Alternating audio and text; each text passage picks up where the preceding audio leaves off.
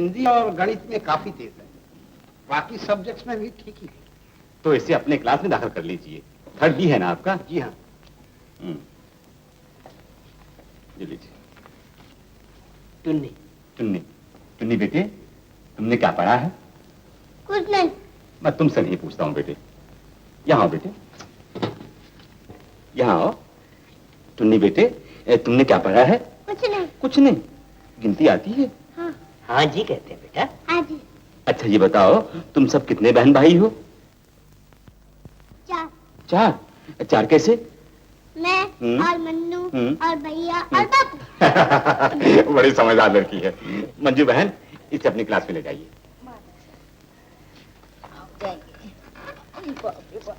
इन दोनों को तो दाखिल कर लिया है, लेकिन बड़े के लिए जरा मुश्किल है, क्योंकि 7वीं जमात में एक भी सीट नहीं रही।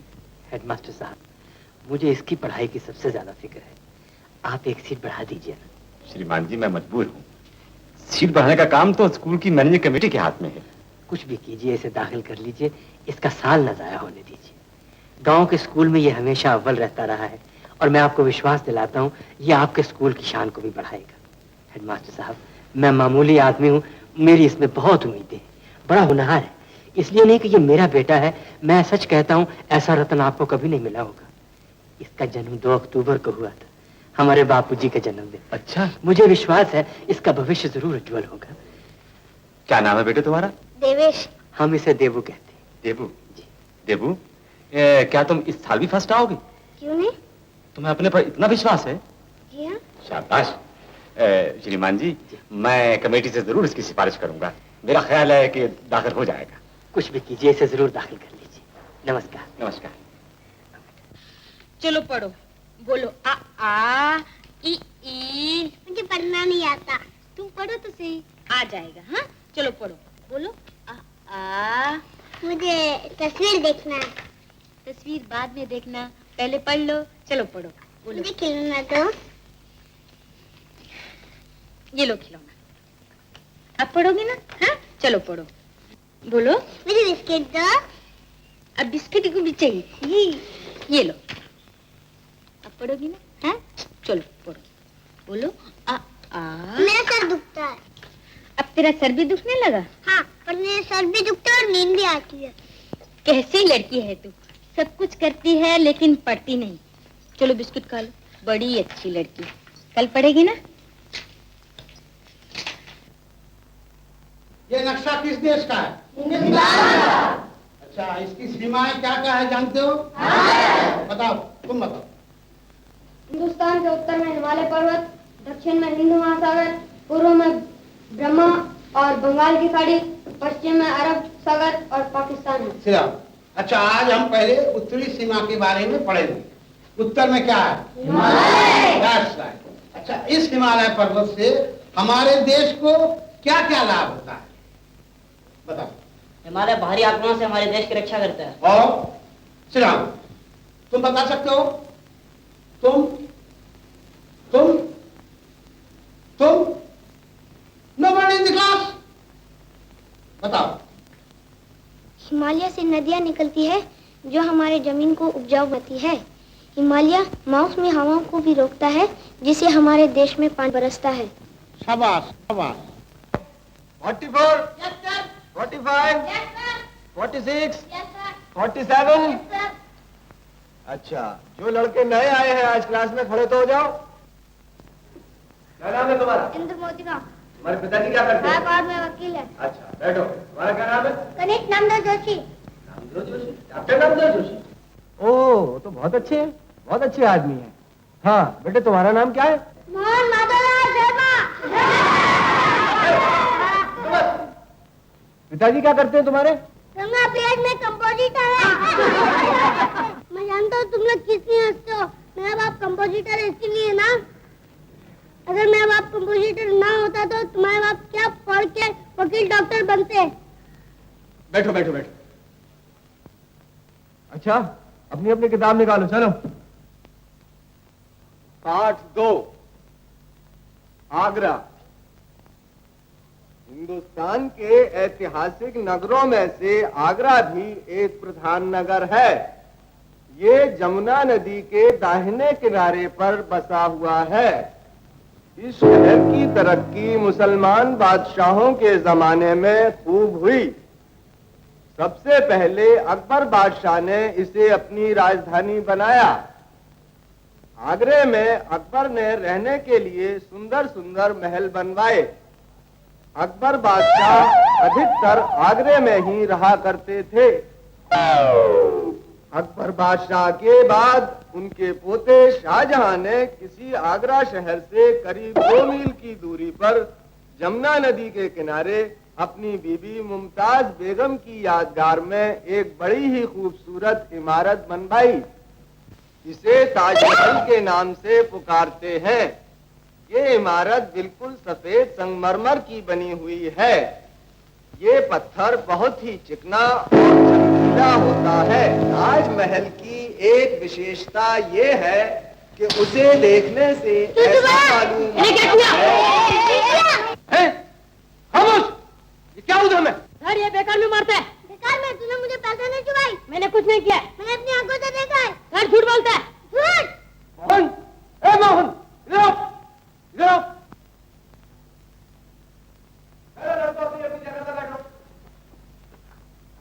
पहले दिन से ही शैतानी शुरू कर दी। क्लास में आते ही मारपीट। चलो नील डाउन हो। मुझे भी नील डाउन में नहीं है। उसने मुझे पैसा चुराई थी। बहस मत करो, जो कहा है सो करो। उसे भी सजा दीजिए, उसका कसूर है। मैं जैसे ठीक समझूंगा सजा दूंगा। चलो।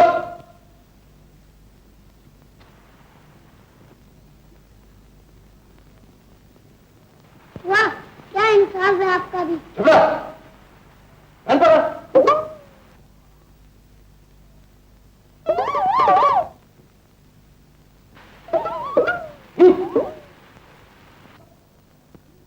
हाँ, कहाँ था मैं? अपनी अपनी किताबों में देखो। जिस पत्थर का ये बना हुआ है उस पर काई वगैरह कभी नहीं जमती। इसीलिए इतना पुराना होते हुए भी इसकी सुंदरता में आज तक कोई भी कमी नहीं आई। क्या करता है? कुछ नहीं सर। सीधी तरह नहीं डाल रहा हूं। अच्छा सर। इसमें जो रंग बिरंगे पत्थर जड़े हुए हैं वे पूनों की रात में चंद्रमा का स्वच्छ प्रकाश पड़ने पर तारों की तरह चमका करते हैं। ताजमहल के अलावा एतमातुद्दौला की इमारत भी आगरे की मशहूर इमारतों में से एक है और देखने लायक है। आगरे का पेठा और दालमोट बहुत प्रसिद्ध हैं। आया किसी ने? अच्छा, आगरा शहर बड़ी ही खूबसूरती से बसाया गया है। फिर कभी गड़बड़ मत करना। चलो।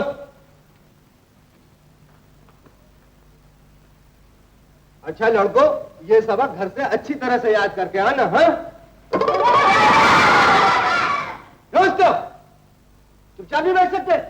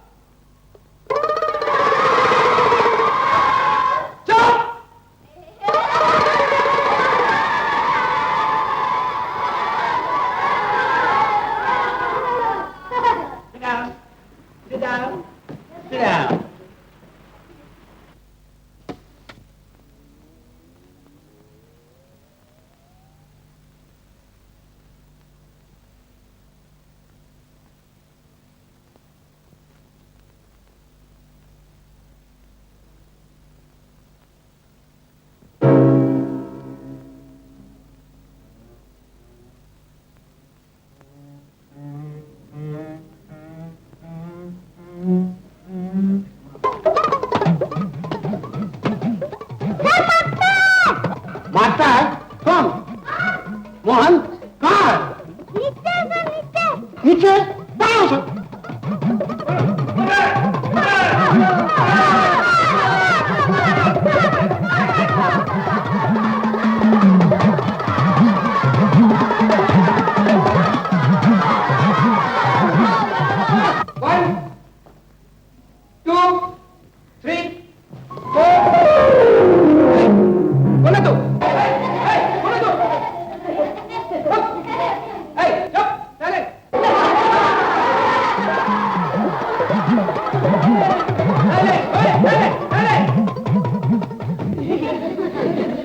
मन्नू, रिया,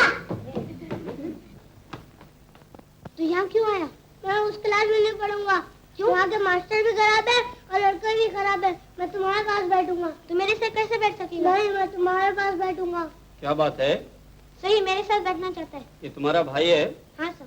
अच्छा, बैठने दो।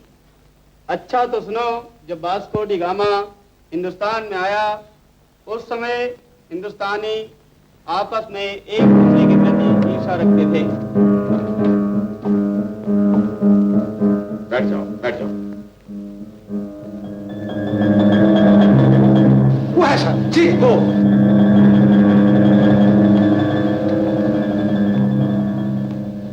ये सच है कि मेरे भाई ने कसूर किया है, मगर वो बुरा लड़का नहीं है।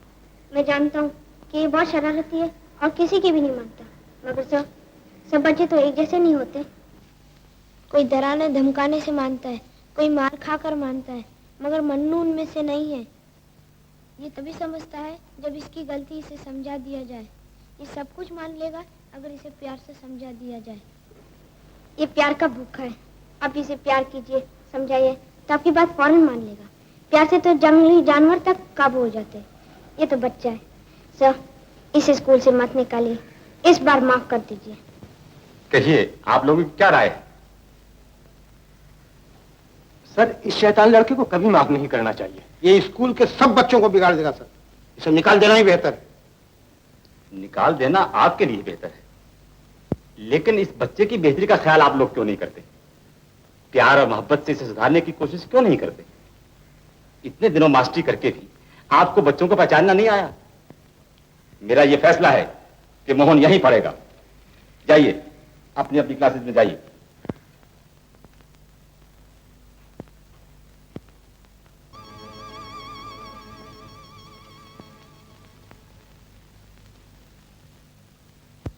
डॉक्टर साहब,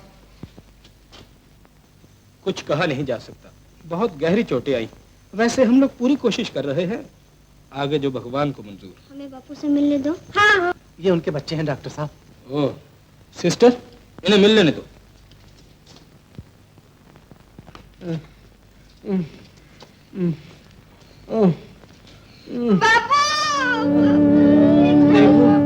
मुझे कुछ नहीं हुआ बेटे। मन्नू, बाबू, मेरी लाने बेटे, तकलीफ हो रही है। कुछ नहीं हो रहा बेटे, मुझे कुछ नहीं हो रहा। कुछ नहीं बेटे, कुछ नहीं हो रहा।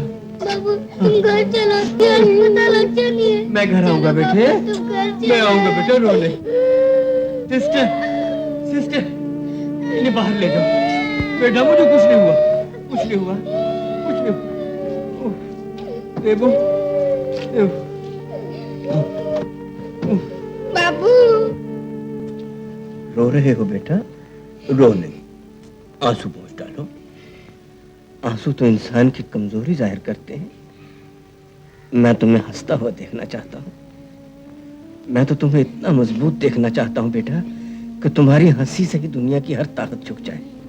बेटा, हंसो, हंसो ना, हंसो, हंसो बेटा, हंसो।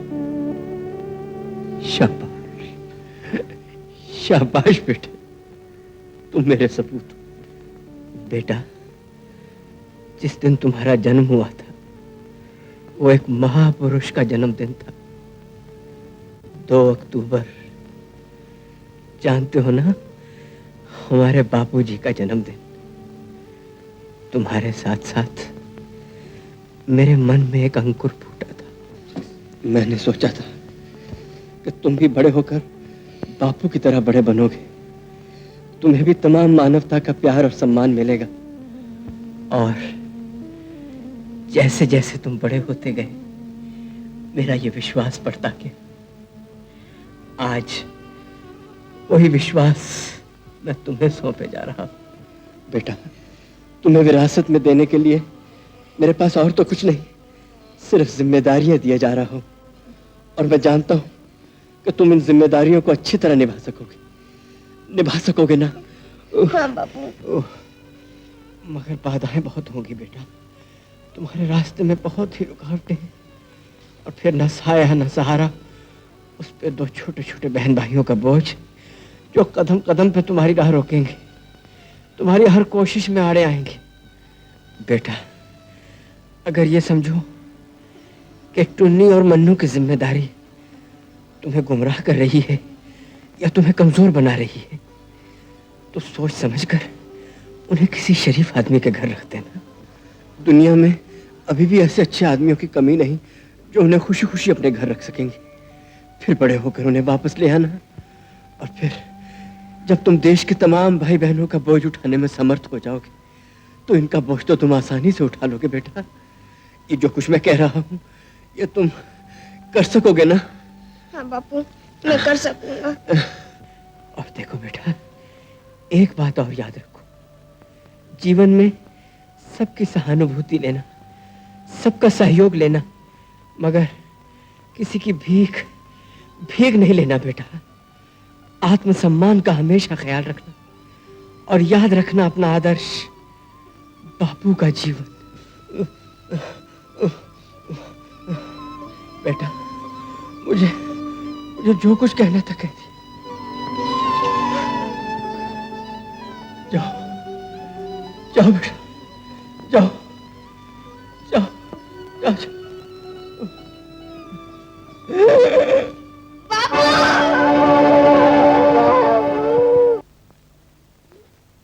अरे मन्नू, ओ मन्नू, अरे बात भूली क्या?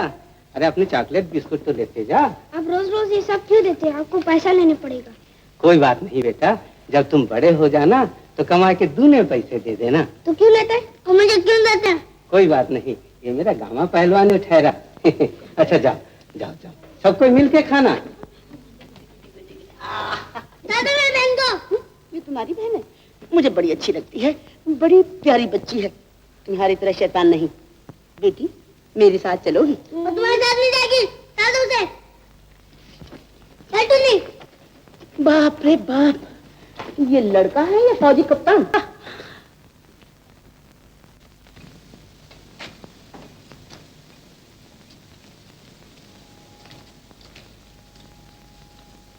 मैनेजर साहब। ओह माधव, तुम अभी तक घर नहीं गए? जी मैं यही अर्ज करने आया था, काम ज्यादा है, इजाजत हो तो मैं ओवर टाइम करके फर्मा पूरा करके जाऊं। दिन भर काम करने के बाद तुम रोज रोज ओवर टाइम बर्दाश्त नहीं कर सकोगे। मैं सब कुछ बर्दाश्त कर सकता हूँ मैनेजर साहब। सच मानिए, काम करते वक्त जब मैं अपने बच्चों के बारे में, उनके भविष्य के बारे में सोचता हूँ तो थकान बिल्कुल महसूस नहीं करता। मेरे मन का जोर तन पर हावी हो जाता है। मैनेजर साहब, मेरे 3 बच्चे हैं, उनका भविष्य, उनकी पढ़ाई, उनकी देखरेख, सबके लिए मुझे पैसा चाहिए, और ओवर टाइम के बगैर कोई चारा नहीं। अच्छा जाओ काम करो। धन्यवाद।